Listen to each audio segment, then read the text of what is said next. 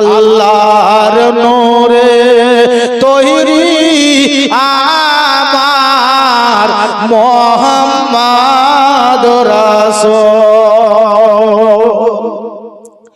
ও গো নবী আমার পাকা কান্ডারি,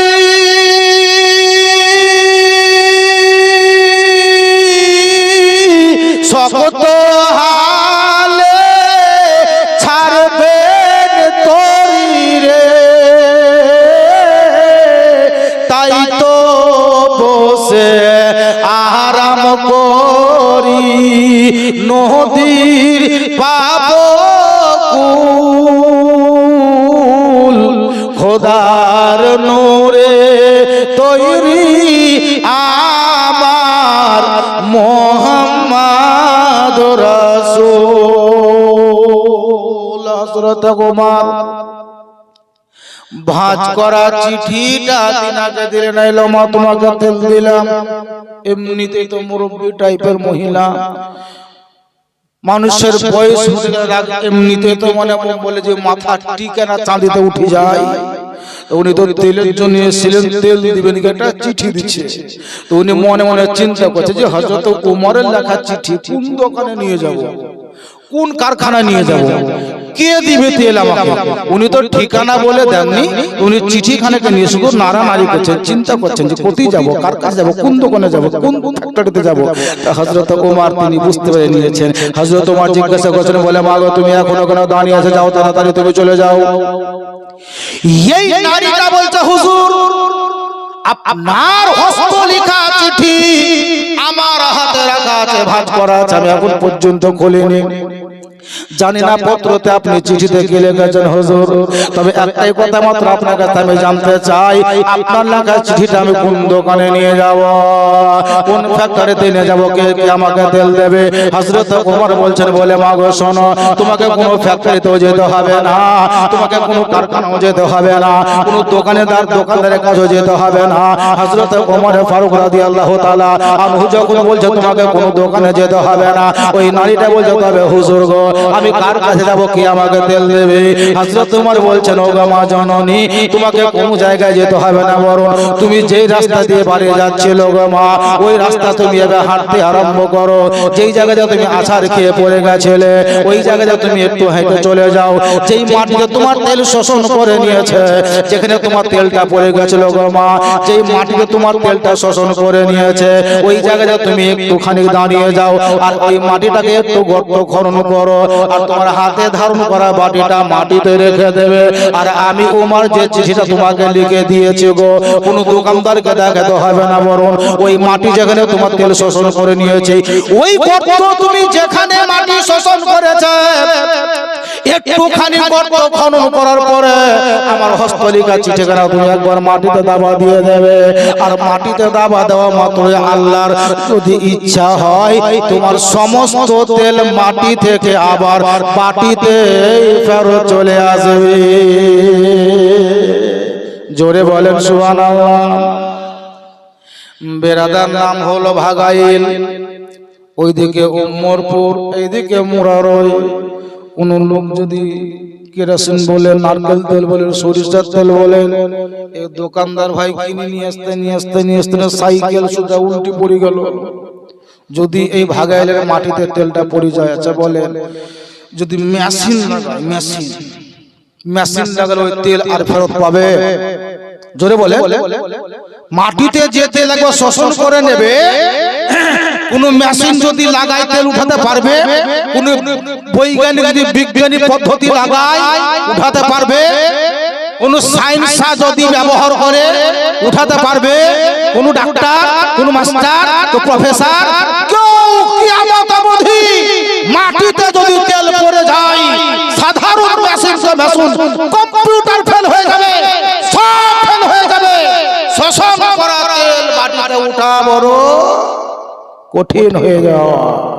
হযরত ওমর তিনি বলছেন, শুধু আমার হাতের লেখা চিঠিখানা তুমি মাটিতে ছেড়ে দিও, মাটি চাপা দেবে। আল্লাহর হুকুম যদি হয়, তোমার সঙ্গে সঙ্গে মাটি তেল ফেরত দিয়ে দেবে। এই নারীটি মনে আলামিন খাল্লাকে কায়নাত, যেটা অবাস্তব হওয়া সম্ভব নয়, এটা কেমন করে হতে পারে? তবু তাদের আকীদা ছিল, বিশ্বাস ছিল, যেটা নবী মুস্তাফার খলিফা, নবী মুস্তাফার গোলাম, নবী মুস্তাফার হুকুমত আকাশের চন্দ্রের উপরে চলেছে, নবী মুস্তাফার হুকুমত আকাশের সূর্যের উপরে চলেছে, নবী মুস্তাফার হুকুমত বড় বড় গাছের উপরে চলেছে, নবী মুস্তাফার হুকুমত পাহাড়েও চলেছে। সেই নবীর খলিফা হযরতে উমরের হুকুমত হয়তো চলতে পারে, এই আকীদা বা বিশ্বাস মনে ধারণা করে হযরতে উমর ফারুকের লেখা চিঠি ওই জায়গাতে যাওয়ার পরে একটু গর্ত খনন করা হলো, আর ওই গর্তের ভিতরে চিঠিখানাটা রেখে মাটি চাপা দেওয়া হলো, আর ওই মাটির উপরেই বৃদ্ধা রমণীর হাতে বাটি ছিল বাবা, বাটিটা ওখানেই ছেড়ে দেওয়া হলো। যখনই বাটিটা মাটিতে ছেড়ে দেওয়া হলো, কয়েক মিনিটের মধ্যেই দেখা গেল যত তেল শোষণ করেছিল সমস্ত তেল তার বাটিতে আবার ফেরত চলে এলো। জোরে বলেন সুবহানাল্লাহ। এখন যদি মাওলানা জাবিরুল ইসলাম সাহেব এই রোড থেকে ঘুরতে একটা দোকান দেখলাম, এই দোকানদারকে অথবা এই দোকানদারের মালিক যিনি, তিনি জাবিরুল ইসলাম একটা চিঠিতে বলি পাঠায়, দাদা 2 কেজি চাল দিয়ে, 3 কেজি আলু, 4 কেজি পেঁয়াজ, এটা দিয়ে ওটা দিয়ে, ইতে জাবিরুল। এই দোকানদার যদি চিঠিটা পায় তো জাবিরুলের চিঠি তার বেটার হাতে পাওয়া মাত্র মালপত্র দিবে না? দিবে না? জোরে বলেন। দিয়ে দিবে। তো যে মাটি যে তেল শোষণ করলো, আর হযরতে উমর চিঠি দিয়ে পাঠালেন, ওই চিঠি পাওয়া মাত্রই যে আবার তেল ফেরত পেল, তা হযরতে উমর ওই মাটিকে কি এমন কথা লিখেছিলেন বাবা? আশা করি সবারই জানা আছে আপনাদের। হযরত উমর কি লিখেছিলেন জানা না? জানা নাই? সুবহানাল্লাহ। বলে দেবো বাবা, হযরত উমর মাটিকে কি লেখাছিলেন। আমরা এককালীন ছিলাম, স্কুলে পড়তাম, মাদ্রাসায় পড়তাম, চিঠি লেওয়া দেওয়া করতাম। এখন আর চিঠি লেওয়া দেওয়া চলে না, এখন 10টা নম্বরে গোটা ভারতের খবর পাওয়া যায়। হযরত উমর চিঠি লিখলেন, বিসমিল্লাহির রহমানির রহিম, আল্লাহর নামে শুরু করলাম। এবারে দ্বিতীয় নম্বরে লিখছে, হে মাটি, আপনি আমাকে যদি বলেন তো বলাটা আপনার শুনবো, আপনাকে যদি আমি বলি আপনি আমার কথাটা শুনবেন। কুরবান জান নবীর গোলাম হযরতে ওমরের উপরে হযরতে ওমর চিঠিতে লিখছে, হে মাটি শোনো, আমি এই এলাকার বর্তমানে খলিফা, আমি হলাম নবীর গোলাম, আমার নাম হলো ওমর। এ মাটি তবে তুমি শুনে নাও গো, আমি যার হাতে চিঠি পাঠালাম এটা একটা অসহায় বৃদ্ধা রমণী, সাংসারিক জীবনে তার হয়তো কেউ নয়, তার বাটি থেকে পড়ে যাওয়া তেল তুমি শোষণ করে নিয়েছো।